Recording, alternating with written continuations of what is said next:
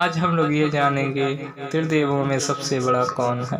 दोस्तों, कई पुस्तकें और कई पुराणों के मुताबिक अलग अलग मान्यताएं बताई गई हैं। अलग अलग प्रकार का जिक्र भी हुआ है। जैसे शिव पुराण में भगवान भोलेनाथ को सबसे बड़ा और सबसे श्रेष्ठ बताया गया है, तथा विष्णु पुराण में भगवान विष्णु को सर्वस्व और सर्व परमात्मा बताया गया है।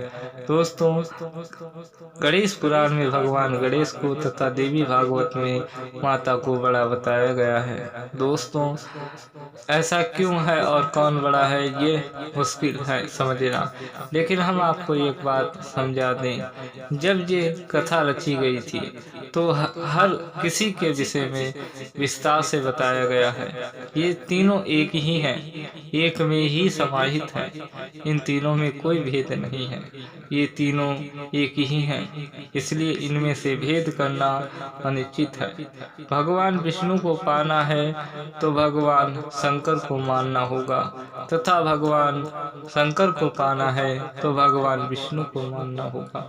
इन दोनों में कोई भेद नहीं है। कहा जाता है कि एक बार की बात है, माता लक्ष्मी ने भगवान नारायण से प्रश्न किया कि आप किसकी याद करते हैं, आपके हृदय में कौन रहता है।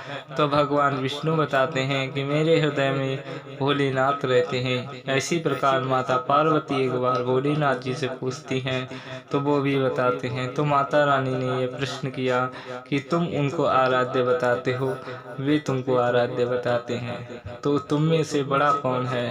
तो भगवान शंकर कहने लगे विष्णु, और भगवान विष्णु कहने लगे भगवान शंकर को बताने लगे।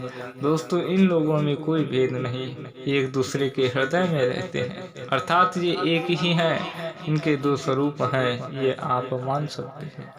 इन त्रिदेवों में एक भी अगर ना हो तो सृष्टि नष्ट हो जाएगी। दोस्तों, मेरी जानकारी अगर पसंद आए तो लाइक शेयर जरूर करना।